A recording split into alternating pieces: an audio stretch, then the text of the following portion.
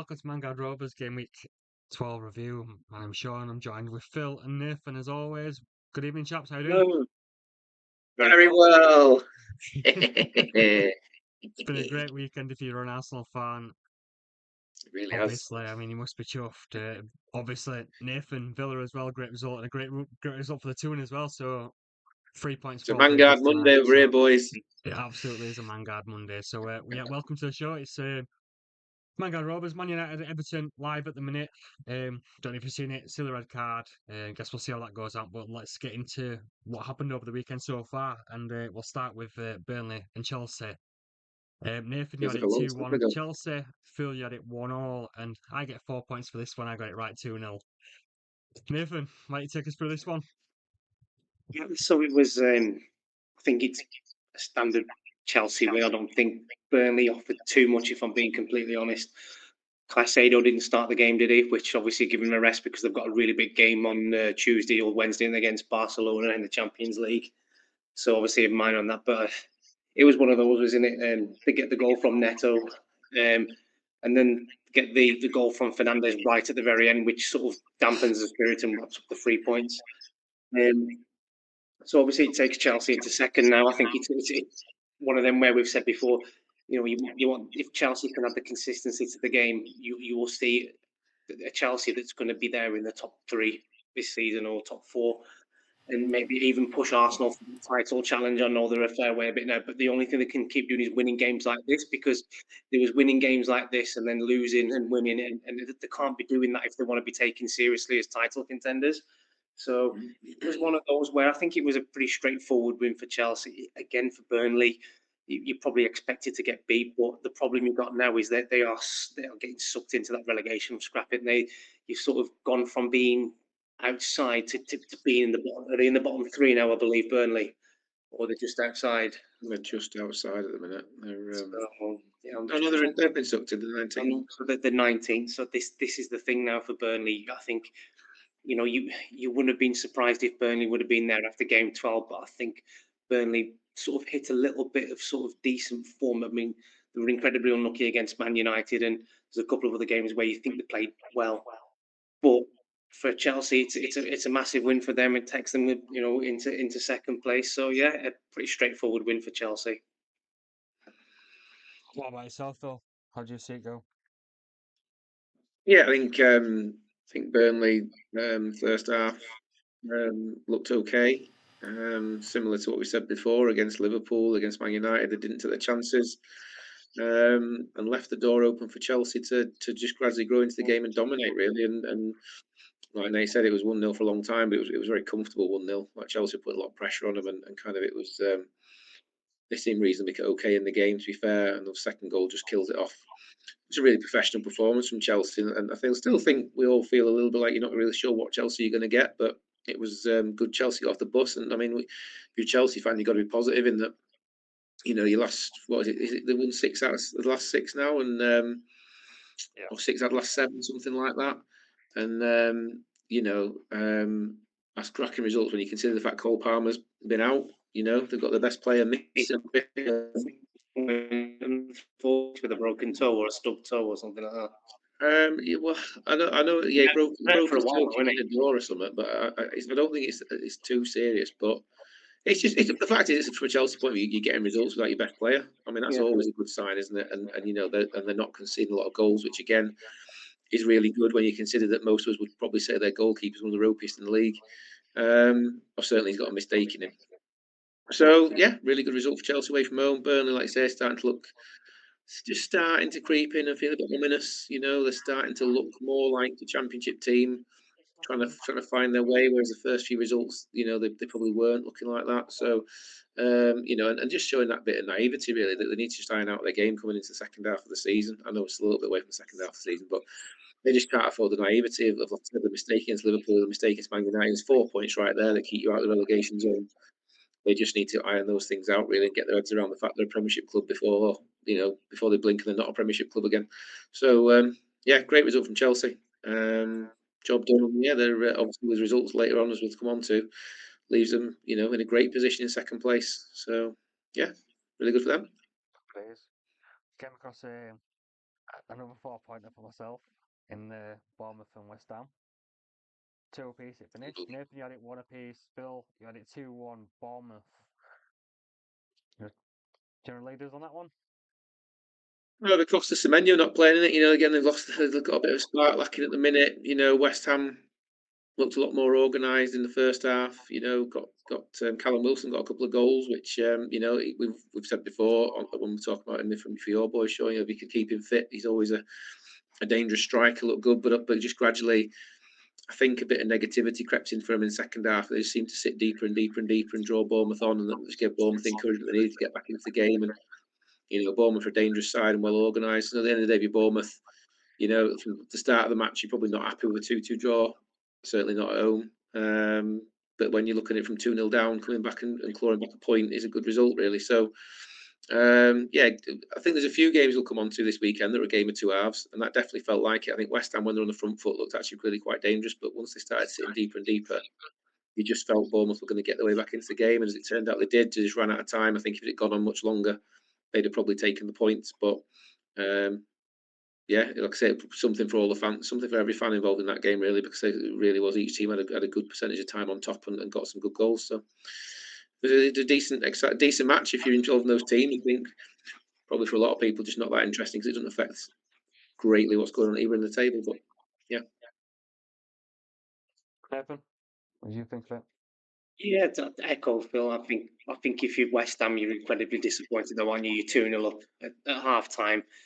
You think it's you've seen vast improvements to where West Ham were 5 or 6 weeks ago, and you think that they're going to hold out. And then obviously Bournemouth, who were a very good team, by the way. I don't know if Semenyo wasn't playing. They come back, didn't they? I mean, it was a good penalty from Tavernier, and I don't know if you see, is it Unal that scores the touch that Unal does?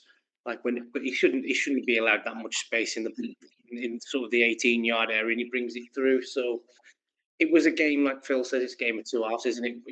Callum Wilson, 2 goals. We've said this before, haven't we? Like, we've seen what he was at Newcastle when he was fit and he was raring. A fit Callum Wilson will get you goals. A bit like a Danny Welbeck sort of type player. You know that he's there or thereabouts to get you a chance. And he took his goals really well. I think particularly the second one, he was very good. And yes, so I say you tune it up at half time. You think you're going to, you should be going on and seeing that game. You shouldn't be drawing that game. But that's just the naivety, I think, and that sort of the negativity you can see from West Ham. You knew that when they conceded to make it 2-1, there was always that sort of nervousness that was going to go on and concede the equaliser. And as to Phil's point, I think if they'd have carried on playing for another 5 or 10 minutes, you probably would have seen the Bournemouth goal. So it's a good point away, but you were disappointed if you don't, you're not winning that game. But if you can't win, don't get beat, sort of thing. So, but yeah, I think it was a fair result in the end. Yeah. So okay. Next we had Fulham 1-0 winners at home to Sunderland. Nathan, you got 4 points. Take us through it. You're killing me. It was one of those, wasn't it? I seen the goal. I mean, I think is it poor defending to let him the way it goes across the goal and they don't see it. Very good ball in. It is a very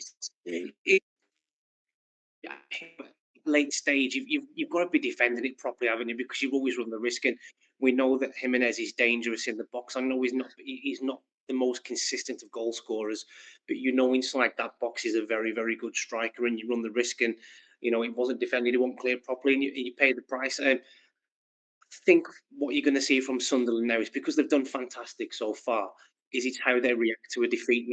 Because if they lose the next game, then again you start sliding down the table, and all of a sudden that sort of period what you've had between sort of game week 3 and game week 12 now is the honeymoon period, like, or the bubble bursting, or the balloon popping, whatever you want to call it, could happen very quickly to Sunderland. And we all said that to avoid going down is what they need to do. But the fact that you've been at the dizzy heights of second and third and you start sliding down would be like a bit of a kick in the teeth, wouldn't it? So it's disappointing, but it's a win that Fulham needed, because I think Marco Silva, the longer it went on, the more pressure he was becoming under, and he's still, if you listen to TalkSport, he's still very undecided about his contract as well. So, like, you don't know if another manager's job becomes available in the Premier League. Would people be looking at Marco Silva? Because, in my opinion, he's a very, very good manager. So, but it's a good win for Fulham. You're disappointed if you're Sunderland. All right, so Phil, what did you pick up from that game? Yeah, I think Sunderland looked really organised all the way throughout, to be honest. And I think as the game went on, unfortunately, probably a little bit like West Ham, you start to protect what you've got, don't you? To sit a little bit deeper and try and hold on to it. Fulham, I think great substitutions from Marco Silva. When that It's a great ball from Chukwueze, though, isn't it? It's a really, great ball. He's a young lad, and he came on and he really did change the game. And we've talked on here before about the impact we thought Kevin might have for Fulham. But he comes off, but he comes off, and obviously Chukwueze comes on, and like I say, just ran the game from the moment he came on. Really dominated that left hand side, and like I say, it was a fantastic ball. And you're right, Nathan. Should you be looking to defend it? Of course you should, but sometimes you have also got to say there's just quality involved in the delivery, and Jimenez gambles and it pays off. And like I say, I think as the game went on, Sunderland were probably just sitting further and further back, thinking on the way point's a really good point here. And Fulham just took advantage of that and pressed forward, and like I say, good substitutions changed the momentum of the game. And I think Fulham's performance was good, but I think Sunderland's performance was good. Just at the end of the day, like I say, a moment of brilliance in terms of the cross, and that's the difference between shared points and 3 points to Fulham. So, yeah.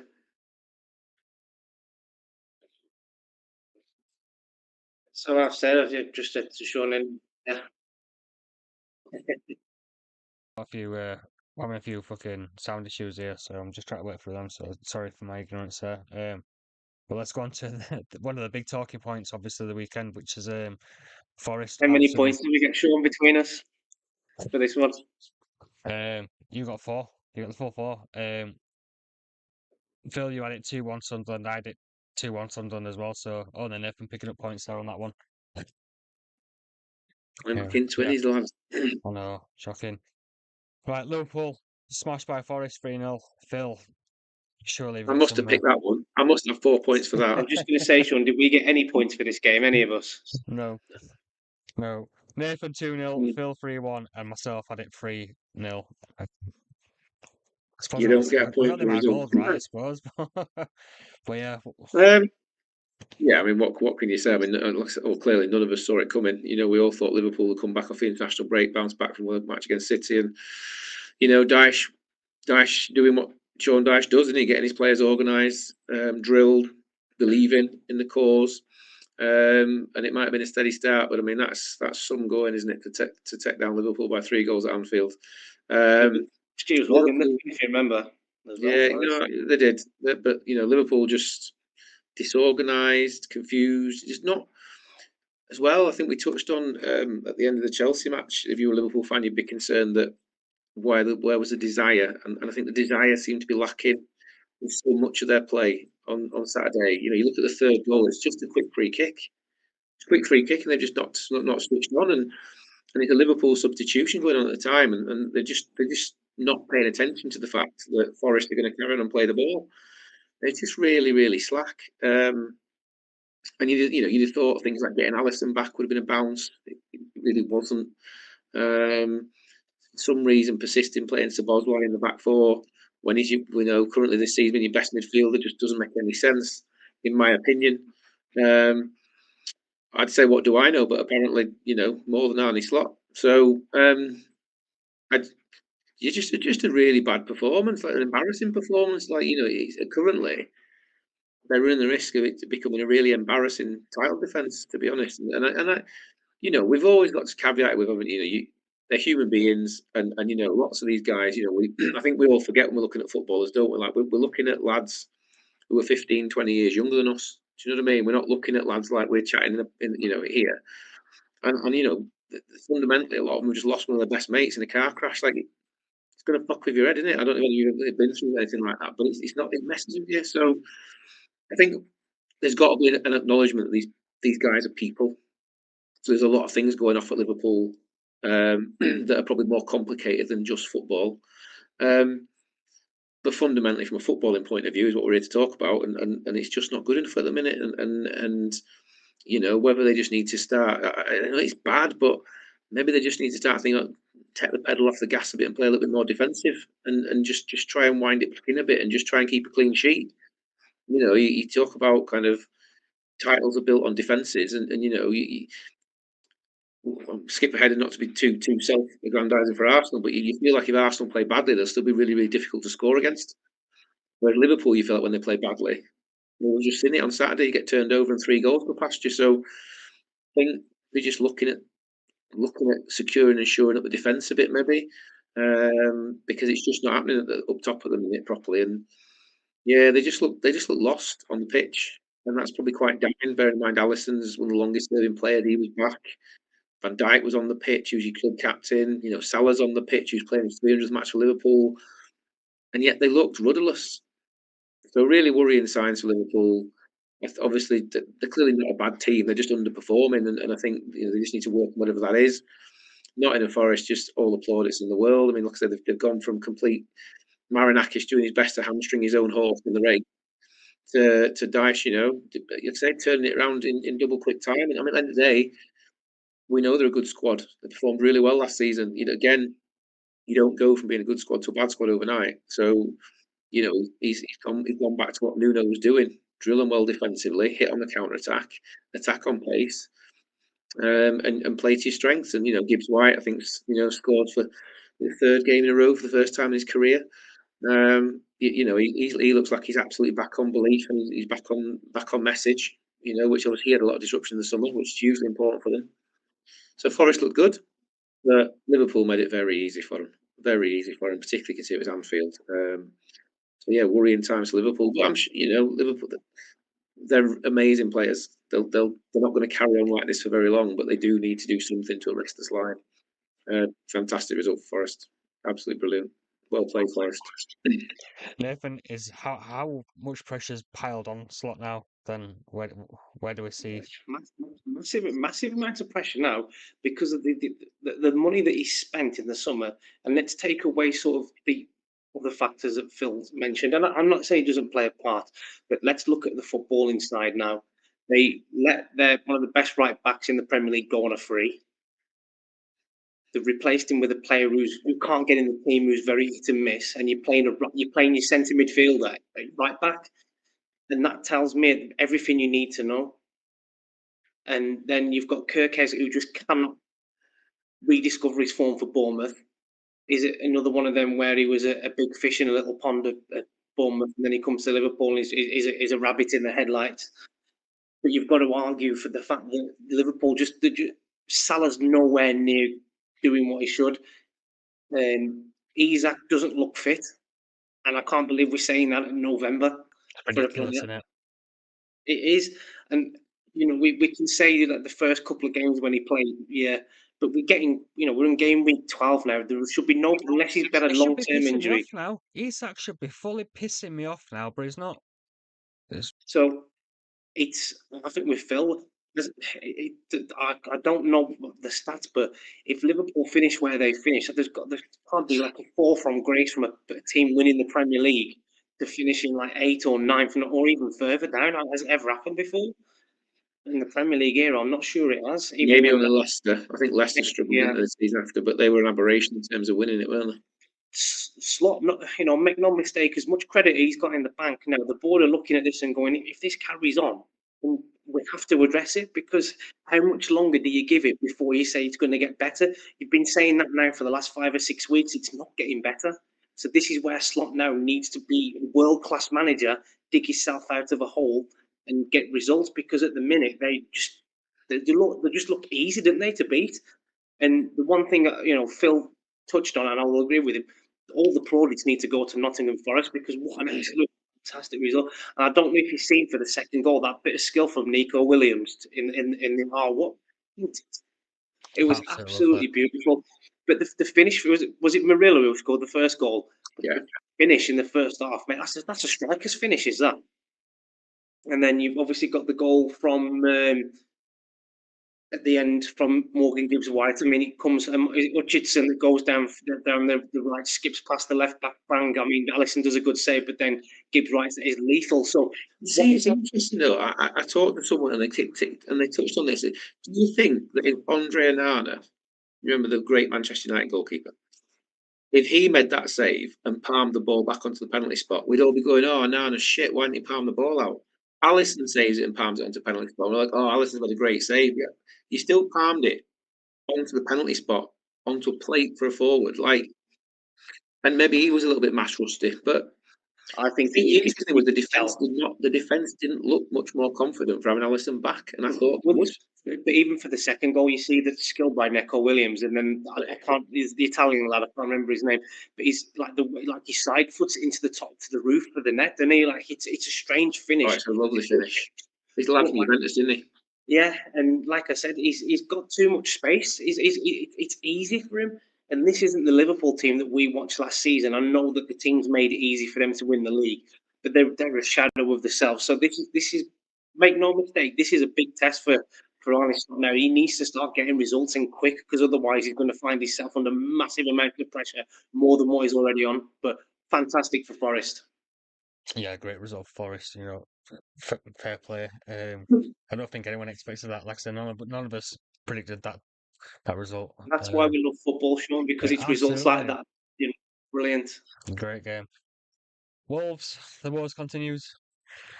Losing at home to 2-0 to Palace. Nathan, you had it 1 apiece. Phil, 4 points scored on this one. 1 apiece. Nay, you were feeling charitable for your West Midland cousins there, weren't you? No, the same. They couldn't have done it like a kipper, didn't they? Wankers. Do you want to take us? Yeah, it should have been worse, shouldn't it? I mean, I don't know if you've seen much of it, but crikey, O'Reilly, if one of us three could have scored that first chance Mateta missed. It was on a plate, really was. And the lad who gets the second goal for Palace, Pino. Right. You know, he had been an unbelievable game in total. Like he had some great touches and flicks, and you know, I say Palace could have probably scored another 2 or 3 quite comfortably. Wolves just utterly toothless again until it was far too late. You know, they had one chance I think they missed that was on an absolute plate with about 10 minutes to go, but the lad makes a complete hash of it. And for all the talk of Rob Edwards coming in, it's nothing really. They have to be planning for the Championship. I mean, they're 8 points adrift with 12 games gone. I don't think any team's ever survived from such a position ever. You know, and at the end of the day, it was as well, Phil. So there's the leaking goals left, right, and centre.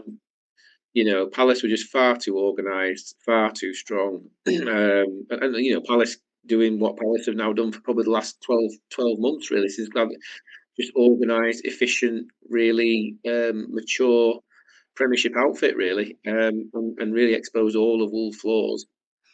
And it was a pretty comfortable win for Palace, to be honest. Even maybe even more embarrassing by the fact it was on Wolves' home turf, and we're meant to be getting this wonderful new manager bounce. He's just non-existent. So I think right, Wolves off for the Championship, boys. It's gonna be a long season. I think they'll be lucky if they win. They'll be lucky if they win another 3 games. I think between now and the end of the season.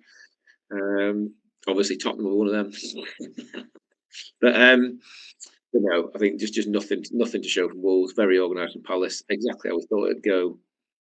Yeah, pretty straightforward, really. I think you pretty much touched on everything there. I mean, Nathan, have you got anything to add to that? I mean, you put 1 apiece. You thought there might have been a bit of a bounce, and you just know that we play him on Sunday, so you know what's going to happen, don't you? The new manager bounce will come against us, because we always like to up the game against them. No. Genuinely, I thought that you would have seen some sort of reaction, and it just wasn't there, and that's disappointing, because you can lose the game, but you also want to see a bit of passion. At least it could have gone, we've lost the game, but we showed a bit of heart and a bit of spirit. That's probably what you're looking at as a Wolves fan at the minute. You know, not to win every game, but just to show a bit of spirit. Come on, guys. And it's just what Phil says. It's just a standard Palace win. They've just gone there. They've just done what they needed to do. First goal was a bit scrappy, was there a deflection and he took it, and the keeper sort of going one. Yeah, no drowned him to his right. Yeah. the second goal was it's one of them. And as soon as it leaves your foot, you know yourself when you've played the game. When it leaves your foot, there's only one place it's going. That's the top corner of the net, and fantastic. So I believe was it a VAR decision where they should have had a penalty as well? Palace, it should have been a Stonewall one as well. I think it was. It was really harsh for him to disallowing or something like that. But if you're Wolves now, you are. What can you keep saying? You're getting battered every week. You can't say anything other than it's pathetic. But It's going to be a long season for him. It's going to be a very long season, and like we said this last time, Rob Edwards, whether he gets backed in January or not, I still think that they're going down. I said it 2 or 3 weeks ago. Wolves are relegated. I think you'll find. I would be interested to see whether they brought him in and sort of said to him, "Look, you assess which players you need in Championship." Partly wouldn't be surprised if they cashed in on a few in January. Try and take the funds now rather than wait for the relegation clauses. Like who's that midfielder that supposedly Man United are after? Right, you could probably get more than his relegation clause if you sell him in January. So it'd be interesting to see if that's part of the thing in January. Let's have it now. Are you wanting any of that Wolves team? Because there's not one from there that I could think could improve my team at the minute. Like I said, me, no, but then again, as you two always remind me, I've got the benefit of speaking from the top of the division with one of the best teams. So just assume that you're not an Arsenal fan then, and you'll say mid-table. Are you looking at Wolves going? There's going to be a player in there that's going to improve me. I don't think that there is. I don't know. I just know there's been good things said about that midfielder. I can't remember what his name is now. And I saw the rumours this morning of supposedly United looking at him, which maybe doesn't say a lot. But then you've said he's on the mid-table club, so.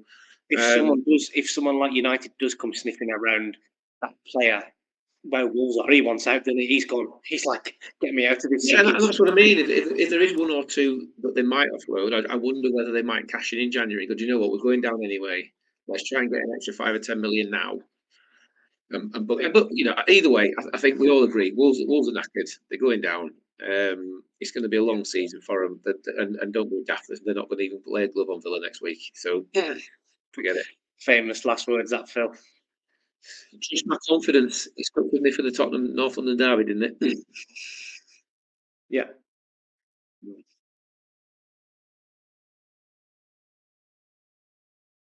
Looks all doom and gloom for them, unfortunately. But let's move on to the Saturday night. Go on. You're smiling a lot. I'm going to cut in here now. Take it away.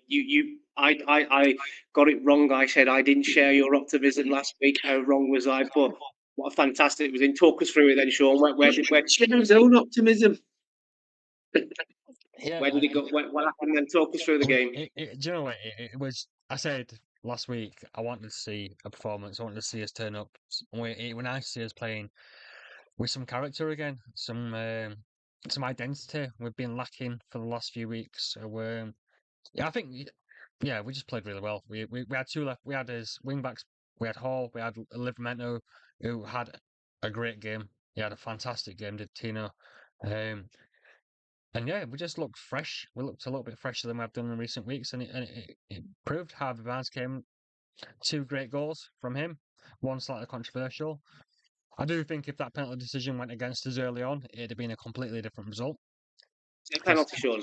Yeah, it was a penalty. Yeah, I think it's a Stonewall penalty. How on earth you got away with that is beyond belief. I can't even accept the fact that he's already took his shot. I mean, he took the shot and then just completely wipes him out. It's baffling that VAR looked at that and got that wrong. But take that aside, though, what a fantastic result for Newcastle. I just wanted to ask you though, with Man City, how did they play? Did you think that were they poor, or did you just make it a hard game for them, or? A bit of both, really. I don't think they exploited us the way they could normally do. I thought defensively we were good.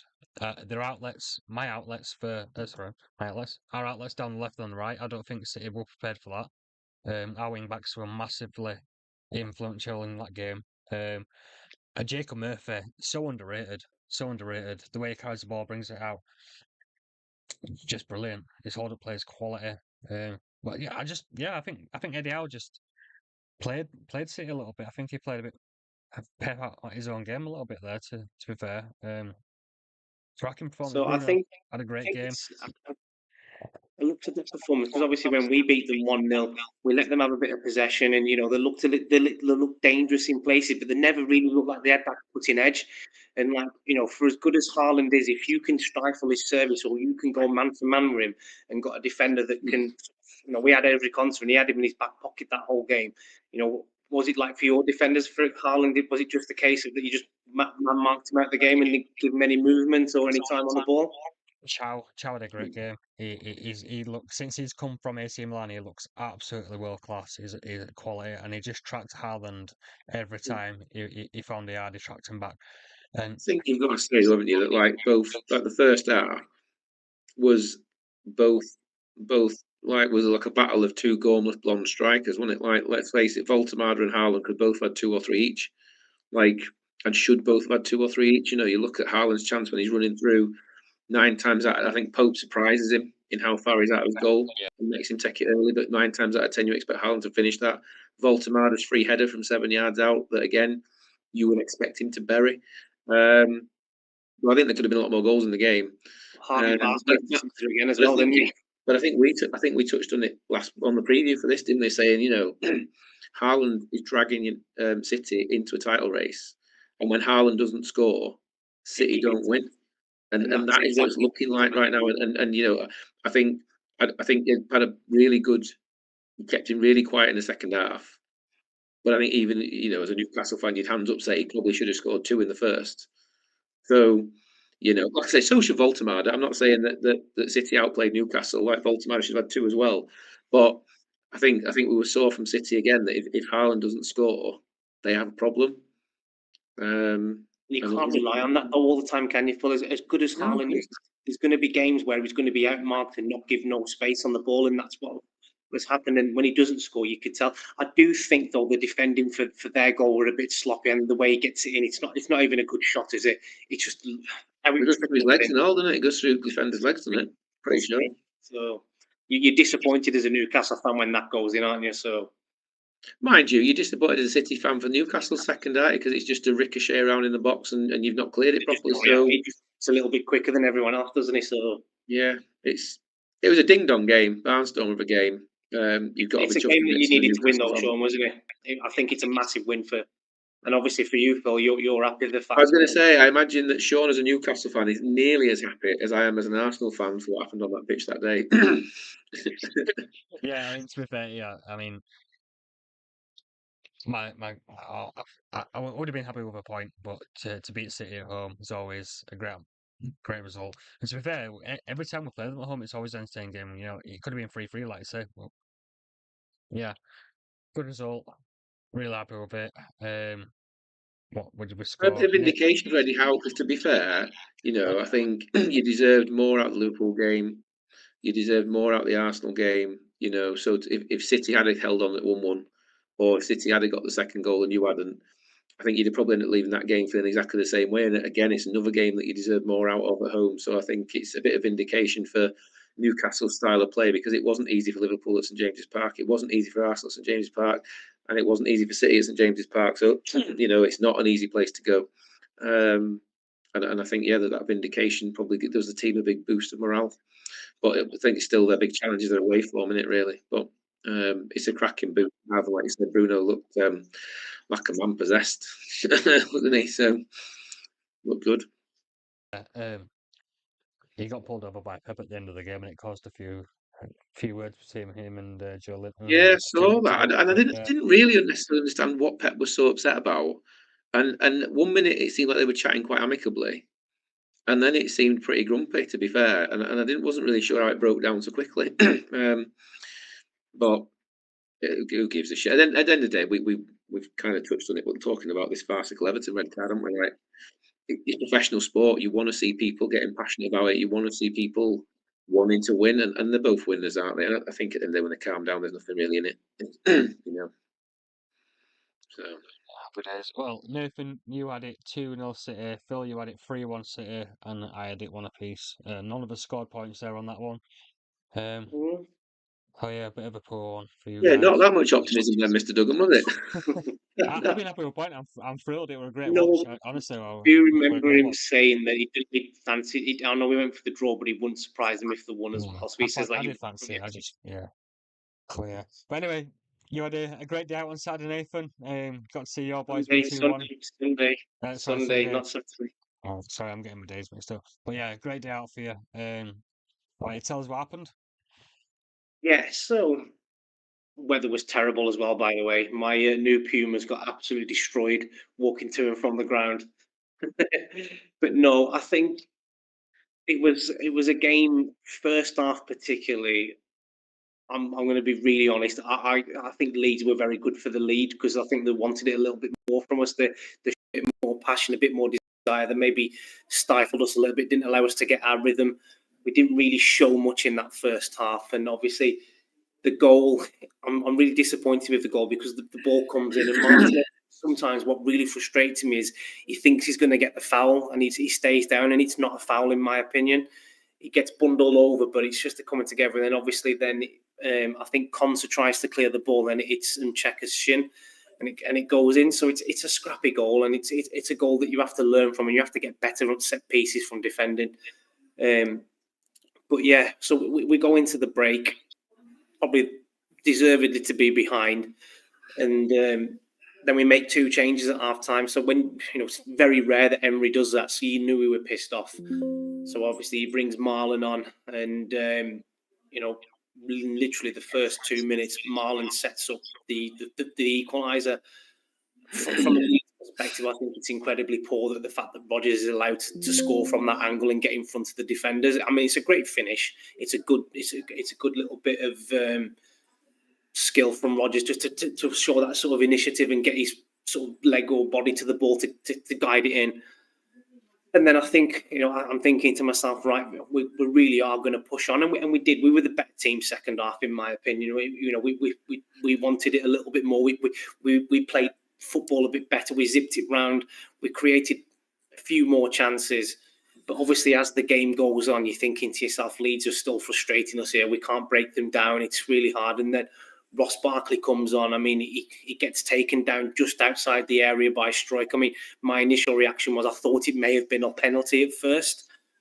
And then obviously he's complaining, Struijk, and I don't know what he's complaining at because it's an absolute stonewall foul. But then obviously Rodgers steps up. But I don't know if you've seen the goal or a chance to see it. It's a great finish by Rodgers. But the keeper, what's he doing? He's just absolutely, he just watches it going. And I'm struggling to understand as a keeper why he wouldn't react or at least try and say he's like he's rooted to the spot. But the only one place where Rodgers can score that goal is literally the place where he placed the ball in the net. And I think if you're a Leeds fan, you're so disappointed. But then, I said this to my brother-in-law. The reason why we won the game is because of two bits of quality, and that's the difference, isn't it? Sometimes, so when you're down there and you don't have the strikers or you don't have the players who has that little bit extra that can get you results in games, you're going to struggle.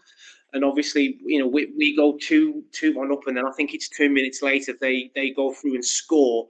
But again, my initial reaction was that it was offside, and then when you look at it, James passes the ball into the Calvert-Lewin, and it's stonewall handball. I mean, there's no literally denying that it's handball. And I think it's a result that I ain't going to say we deserve to win. Second half, we were the better team, but we just had that little brilliance, that the little two bits of quality that's won us the game, and that's obviously Morgan Rodgers was. He didn't play brilliantly, but he's got man of the match because of the way he's got the goals. So I'm really proud of the fact that obviously we go 1-0 down and we're not playing great, and then we come back, win it. It's hostile, isn't it, Ellen Road? They'll always make it difficult for you, and we get the result. But I think if you lead United now, it doesn't get easy.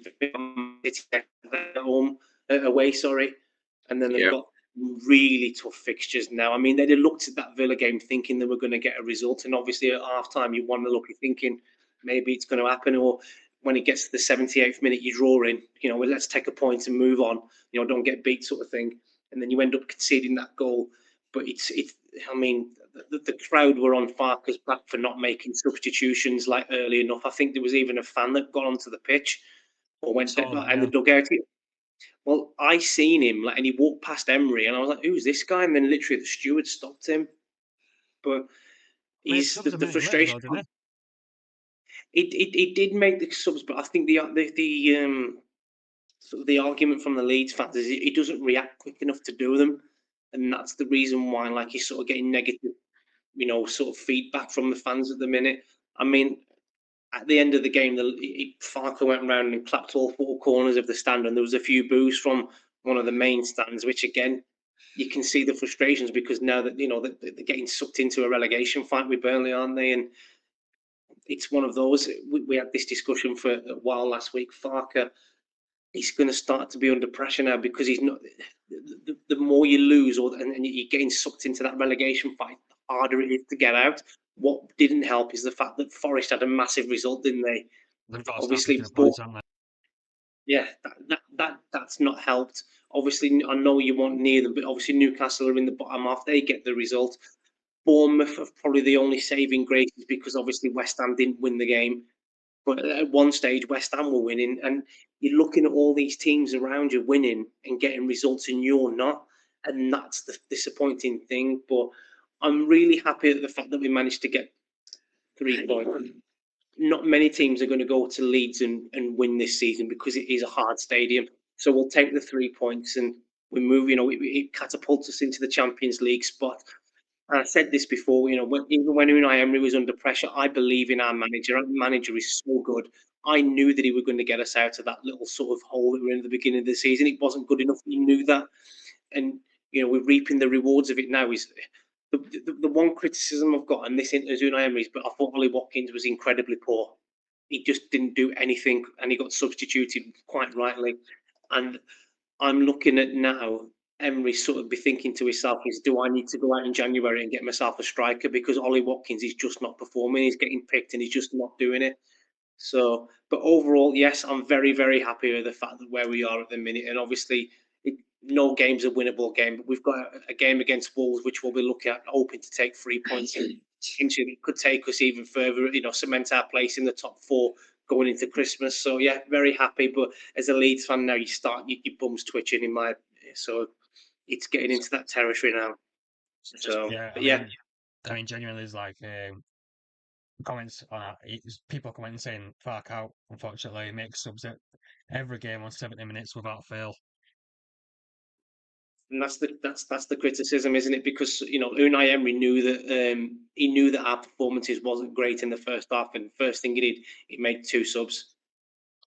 And that's he knew he recognised that he needed to get better. He didn't wait till the 70th minute to go. Actually, I better start reacting here now. So, but yeah, really happy as a Villa fan that we managed to get the win. So, Nathan, you had it 2-0 Villa. Phil, you had it 2-1, 4 points for yourself. I had it 3-2. I was optimistic, but yeah, do you want to touch on anything that Nathan said there with that one, Phil? I agree. It was a game of two halves. I think Leeds did exactly what they needed to do in the first half. I think it was inspired management from Unai Emery at half time to see what the gaps were and change it, and it absolutely completely altered the game. It went from Leeds being, Villa not looking like they were at the races, and Leeds, dominating, if not looking comfortable, to Villa, looking exactly like what we expected the match to be, really, which was that a Champions League capable side, a promoted side, and I think the second half looked like that. So I think very much a game of two halves. I think to take out of it, I know, Nate, you've got some links into Leeds fans and stuff, but I think some of the takes from Leeds fans at the minute are just bloody mental. You talk about substitution 70 minutes, but at the end of the day, at 70 minutes, it was 1-1. Like Leeds were doing their job. Like, why on earth would you change your formation when your team's doing its job? So I think that criticism certainly in this game isn't right or measured. I think but I think people have short memories. We talk. I know they've slipped into the relegation spots now. But I genuinely don't know what Leeds fans expected. Like, you've just been promoted. There are a lot of good teams. A lot of seasons. In the very best case scenario, we know last season the 3 promoted teams went down. So everybody in the Premier League has a minimum of 2 years' experience more than you in the Premier League. everybody. So to think you can walk into the hardest league, so you can walk into the most competitive league in the world when everybody you're going to play against, apart from Burnley and Sunderland, when everybody you're going to play against has got over 2 years' experience more than you, 2 years of better money flow, cash flow situation than you, 2 years of better preparation than you. Bearing in mind last season that 17th and 16th were Man United and Tottenham, who were never going to finish 17th and 16th again. Like you've got to get a grip and understand the fact that surviving in the Premier League is really, really, really difficult. And for all people want instantaneous results, again, people short memories, isn't it? This is the guy who's just promoted you with a record points tally from the Championship. Like, what did you expect? You can't possibly have expected this season to have beaten Aston Villa. Aston Villa missed out on Champions League football by a referee's bad decision, and you've just been promoted. You can't possibly have expected to beat them. In your wildest dreams, you maybe hope for a draw, but you can't have really expected to beat a Champions League team having just been promoted. But they're not the games you expect to win when you've been promoted. I think from that though, and again, I'll take my Villa hat off. I think the frustration is at half time you're 1-0 and you're looking comfortable. I think it's the That's my point. You can't. You were competing for 45 minutes. You compete against a Champions League team, but teams that are borderline Champions League, or certainly last season they were in the Champions League, weren't they? So teams that are Champions League capable do not let you dominate them for 90 minutes. You can't have expected to dominate for 90 minutes. They did their job. They dominated for 45 minutes. They scored the goal. They were unlucky not to get the second goal. With Calvert-Lewin's used his stomach rather than his hand, there was nothing going to stop the ball going in. So, his stomach was there, wasn't it? But maybe he should have that pie before kickoff. But but they did everything they needed to do up to half time, and then you're facing probably the best manager the Europa League's ever seen, a Premier League season manager in Unai Emery, who makes changes with a squad who are Champions League capable. That's the difference. I think what the players we bought off the bench compared to what Leeds. Well, I know Dan James is a good player and Calvert-Lewin's a decent player, but I think that's sort of the difference. That's back to our conversation last week, isn't it? Whatever Daniel Farke's doing, he doesn't have the same depth of squad that Unai Emery has available to him, and he also doesn't have the more than 2 decades of experience that Unai Emery has in different countries around the world at highest level, in Europa League, in Champions League, at PSG, at Arsenal, now at Villa. He can't compete with that. So to measure him against how he performs against Villa, or even next week, if they get smashed by Manchester City, to measure him against Pep Guardiola and still what is probably one of the best squads in Europe in the Manchester City squad, it's just madness, in my opinion, but I'm not a Leeds fan. Fundamentally, the game played out exactly what I thought it would. Aston Villa dominated overall for 90 minutes. You can talk about the game in 2 hours, but fundamentally, Villa did more than enough to win that match, even whilst not necessarily looking at their best throughout it. And sets Villa up very nicely now for, to go out and concentrate on the Europa League this week, and then sets up nicely to have the charity match for the week against Wolves next weekend. That should be 3 points, and if Arsenal do their job, then like you say, leaves Villa sitting pretty in second. So Villa did what they needed to do. If you want to be getting back into Champions League, you've got to go to promoted sides and beat them. Aston Villa did exactly what they needed to do, and showed their experience along the way. So yeah, and as you say, 4 points for me. So the game played out exactly as I thought it would. Happy days for you. Yeah. Great result for Villa. At this point, I'm just going to hand it over to you, Phil. Is it war correspondent time, is it? We're going to cover the massacre. Pretty much. North London slaughter. The most one-sided North London derby you will ever see. The predicted... I wish you'd clickbaited up my monologue from previously. What did I say? I'm going to forget something. Better players, better team, better squad, better manager, better stadium, better everything. And it all showed, didn't it? It all showed. Thomas Frank had one game plan, didn't he? Stick everybody behind the ball. I'm surprised he didn't stick all his coaching staff, the bench on the goal line, just to try and keep a clean sheet if he could. Just absolutely nothing on show from Tottenham. The only thing they had in the first half was lumping the ball long from Vicario from free kicks. And fundamentally, it still gives me chills every time I hear Eberechi Eze as an Arsenal player. It's the reason he was bought. The man quality. Oh, he's just unbelievable. And not just can you imagine? He's all around. Sorry. Turning down an offer from Spurs and then smashing a hat trick against them as your rivals. Less than Oh, shit extra stuff, and it really is. To be fair, can you imagine any real Arsenal fan truly expecting a bid from Spurs? Do you know what I mean? Like, the man did what he should have done. He led them down the garden path and dumped him at the end of it. Thank you very much for coming. Don't bother. You're not Arsenal.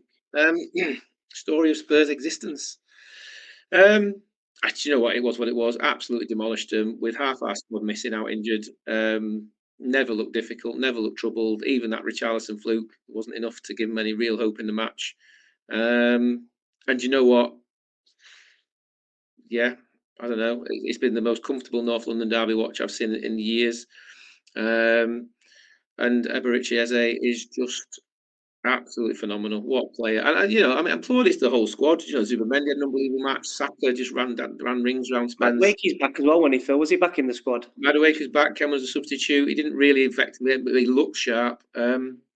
Marino back in that false 9 role. It's not where he shines most, but he did the job. Pulled Tottenham's defence all over the place with Eze. It was just do you know what? It was just an unbelievably polished performance from a team that was having to do it under serious pressure. You could feel it. And again, as an Arsenal fan, Liverpool have lost, City have lost. Everybody was waiting for Arsenal to drop points and talk about they've bottled it again, and they didn't. They went out there, made an absolute statement.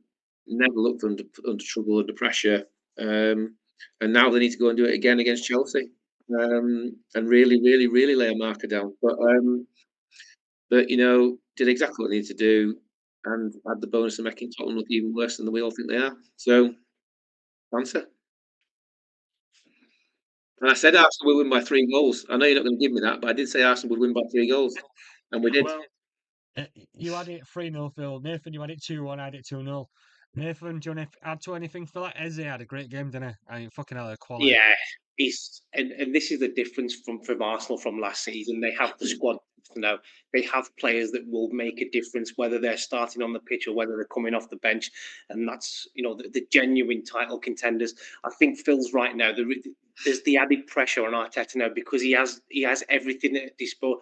It will be criticised when they don't win because they are that good, and I think I can't even say call it a criticism, but I think it's going to be a good test for Arsenal now going to Chelsea on Sunday? It's Sunday. And you're going to see where Arsenal really are now because you're looking for Arsenal then to go and assert the dominance. But if you're Tottenham, you're just embarrassed, and you like the fact that these are your North London rivals. And I know that Arsenal are fantastic, but you need to make the game a little bit better. It's got to be closer. Even it's a 1-0 or a 2-0 there. The fact that you just sat behind the ball and just didn't want to do anything, and you just the worst part was it didn't look like it didn't like most teams. They come and sit deep. They've got a plan as to how they're going to get a goal, haven't they? Like they're going to, they're going to have. Think about Postecoglou. Even when he sat in Europa League last season, he sat off. He had the wingers up high with the attempt to break, but they just didn't seem to have a plan when they won the ball of how they're actually going to get it up to Richarlison. Like there wasn't really an attacking strategy. It was just like, right, we're going to try and stop Arsenal scoring. And it's almost like they forgot what came next, which is, well, we've stopped you scoring, we've got the ball, now we actually do something with it. And they just didn't seem the idea to do it. I mean, I like Thomas Frank. I'm with you, Phil. I think he's a great coach, but he's got his work cut out with his Tottenham team because I think it doesn't matter who's it. Spurs have tried every manager on the planet and they still can't get it right. They've tried you up-and-coming managers, you world-class managers. They've tried everything and they're still Spursy and they are still Spursy. And I know Did you see his interview after the match? Did you see Frank's interview after the match? I think he said that his words were he wouldn't pick any player out, which is fair enough. But he said they lacked fight, they lacked intensity, and they couldn't win their duel. The one thing I like about Frankie, he's very open and honest, isn't he? Like he's very cool, calm, and collected. He doesn't lose his shit, and I think he knows that performance wasn't good enough for Tottenham, but they have to react to the next game now, and that's how they're going to be judged. But I think for Phil, as an Arsenal fan, you're absolutely buzzing the fact you've just blew away your rivals in probably one of the most one-sided North London derbies in years. Maybe, yeah. So yeah, but it's just going to be a really big, moving on from that now. Like Arteta will know that you've got a massive week against obviously Bayern Munich, and then Chelsea. It doesn't come much bigger than that. But we spoke about this off air. But these are the games you want, to test the top, these are the games that you would have to go. And I know it's not the Premier League, but it'd be really interesting to see, obviously, how Bayern Munich and Arsenal, two giant, both top of their respective leagues, and how they go at it on Wednesday. And then looking forward to the ding dong of Chelsea and Arsenal on Sunday. So yeah, Some massive games coming up for Arsenal this week, isn't there? Massive games. I think one of the things most enjoyable about that match is that we didn't do it in a boring way. All that criticism had leveled at us in the first couple of games of the season about parking the bus and not taking the handbrake off and not. There was none of that. Absolutely none of that. We went at them from minute one all the way through to minute 94. Never stopped I mean, putting. if you win a boxing match, but it'd have been stopped around 3 or 4, wouldn't it? It's nice to see. We talk a lot about Arteta, and I think there's a lot of, and I know I defend him quite vociferously, but I will always defend the fact it's his first managerial job. He's learning in the most competitive league in the world, and it does feel like he took some of that criticism or those commentaries to heart. And went, you know what? Yeah, let's take the matches we can take, and when we think we can go at teams, we'll properly go at them. And it was good to see that, and the confidence flowing through the players is palpable. And hopefully, from an Arsenal fan point of view, hopefully they embrace where they are right now. I think we're saying to you guys off there, anything could happen by May. Anything could happen by May. I am in no way saying that Arsenal run away with this title. What I'm saying is, as an Arsenal fan right now, I want to enjoy the moment. It's nice to be sat 6 points clear at the top of the league. We deserve to be there. We're not being lucky. We're playing really well. We're looking really confident. It's a good time to be an Arsenal fan. Am I going to enjoy it for now? Is there any pressure, Phil, then coming into the festive period, then that there's some pressure on teams to be top at this time of year, especially I think you're talking, like I say, you're talking about the most competitive league in the world. Anybody can beat anybody, and there's always pressure, isn't there? But at the end of the day, you're competing against teams like Liverpool, Man City, Chelsea, who spent billions. Your Villas and your Newcastles who are up and coming, who want to be there. Everybody wants to knock you off top spot. Of course, there's pressure, but fundamentally, like Nate said, we were talking about, you support your football club to play in these games. You support your football club to see your team top of the league. Ideally, they're top of the league at the end of the season. But I'd rather, whatever you lead, whatever the points, you would all rather be sat at the top of the league than anywhere else, wouldn't you? You'd rather have the pressure of being top, because then if you win your games, no one can catch you. It doesn't matter what anybody else does it? You don't have to worry about anybody else. So all we can do is keep winning games. We've strengthened the squad. We've got a lot of players coming back. Madueke, like Nathan said, was back at the weekend and he looked sharp. We've still got Odegaard, Gabriel, Jesus, Havertz, all still to come back. All of whom last season would have been first team started every week. We've got Ben White and Lewis Skelly, two of the best fullbacks in the country, who can't even get in the team. Can't even get on as a substitute performance, like Timber and Calafiori looking so good. So we're in a great place right now. And all we can do is capitalise and while we're on a high, win as many games as we can, so that when we do hit a bump, and we will hit a bump because every team hits a bump in a season, that we have the cushion to absorb it. Because Liverpool will get better, Man City will get better. Villa have got over their bump and get better. Chelsea, we keep saying they're inconsistent, but they might hit a run of being consistent. So all Arsenal can do is match or better those teams, and capitalise on the cushion that they've built up. And there's another great chance to do that maybe on Sunday, as pressured as a game as that is. If they do their job, then it lays down another marker, doesn't it? And I think all you can do if you're trying to win the league, is week on week try and lay down these markers. Actually, what you start to do by laying down those markers is you transfer that pressure onto the teams. However good Liverpool are, however good Man City are, they will right now be feeling the pressure of the fact that 7 points and 11 points behind, respectively. They can talk about Arsenal going to bottle it. They can talk about the experience, but fundamentally, you now have to take when you look at the goal difference as well. I think we've scored the most goals in the league. We've conceded the least goals in the league. You now not only have to close the points gap, you have to close the goal difference gap as well. And all we can do is pile pressure on the others to make a point of they crumble under the pressure, not us. So no, of course I'm nervous. We haven't won the title for 21 years. I'm desperate to share winning the title with my kids now they're old enough to enjoy it. But we're in a great place. Do you know what I mean? I ticked my box for the weekend. Again, my daughter said, "Are Arsenal still top of the league, Dad?" The answer was yes, they are, and she was happy. So we're all good right now. Well, we all scored 1 point each on that. Nathan, you had it 2-1. Phil, you had it 3-0. I had it 2-0. Arsenal were just too good in the end. 4-1 winners. The last game we've got the prediction for is Man United Everton. It's just finished a few minutes ago. Nathan, you had it 2-1 United. Phil, you had 2-0 United. And I had 2-1 United. We were all wrong. Everton won 1-0. Well, the referee ruined the match with a sending off, didn't he? What chance did we have? We all know Man United can't beat 10 men. As soon as he did that, it was done deal, wasn't it? I mean, honestly, I love our channel, folks. And if you're enjoying this, like, subscribe, talk to us, tell us how amazing we are, fantastic. But if you want to see quality television right now, you go and watch Mark Goldbridge melting down because it is hilarious. It is hilarious. I think I've just looking back on that, for Man United now, like that result is not good enough. Everton are down to 10 men. I mean, it's a great goal by And you're at Dewsbury. home. It's a great goal by Dewsbury Hall, but I say great goal. I'll look at the keeper done better. I don't know, maybe. But the problem you've got though now is Man United is it's that thing in it where 2 weeks ago you were back, you were winning the lot, and now you've got I think Man United fans, we've said a couple of times, and I know we can be a bit brutal, but Man United fans need to get grip. Like, they are rebuilding. It doesn't matter if they get a few wins in a row.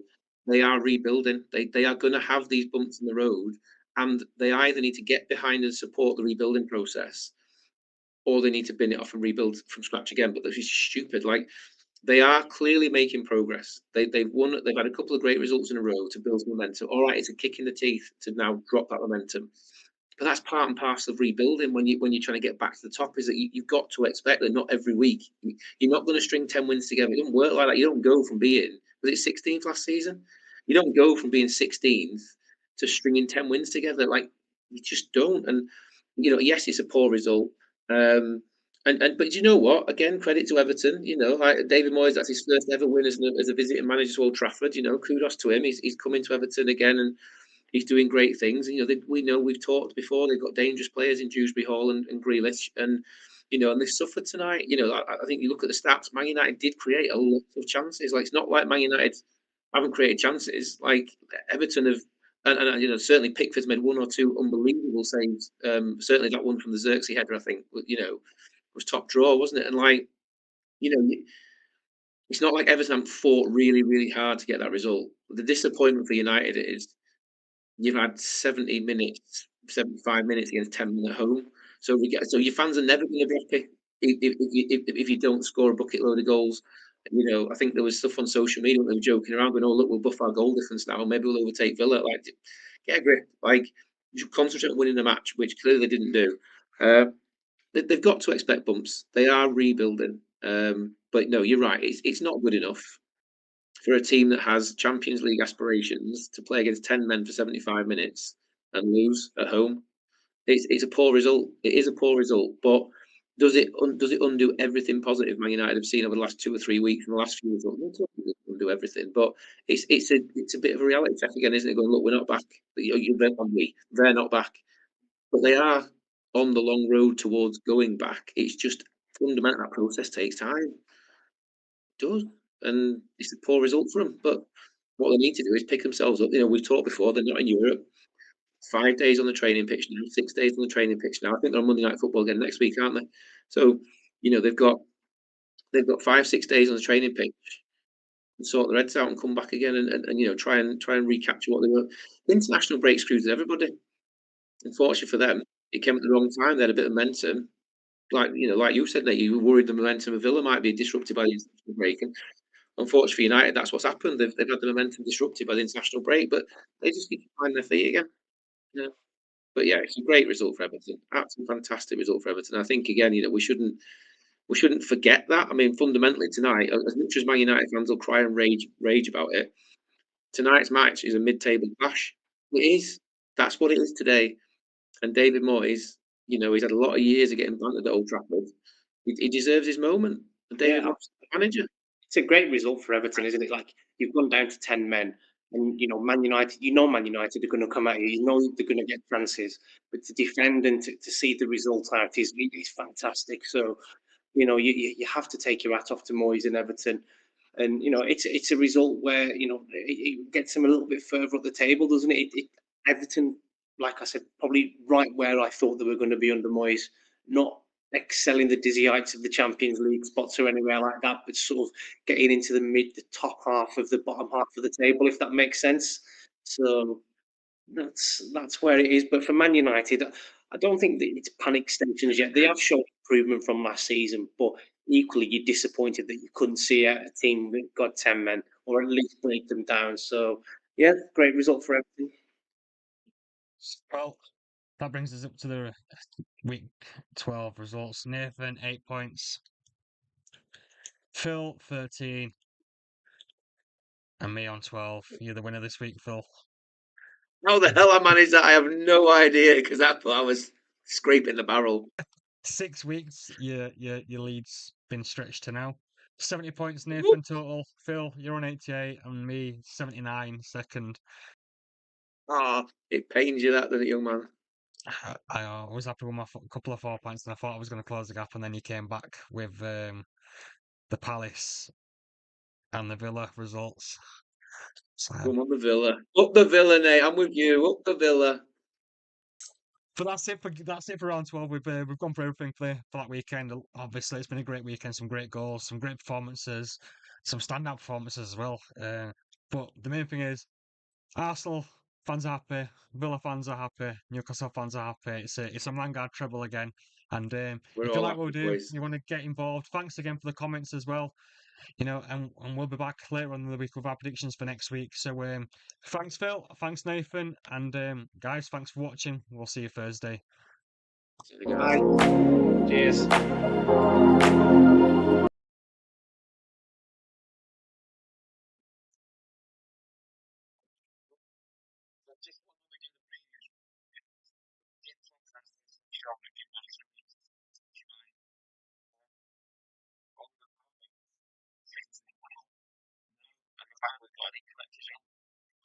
Have we? Fuck. Oh, you should know. You should have done. You should have done.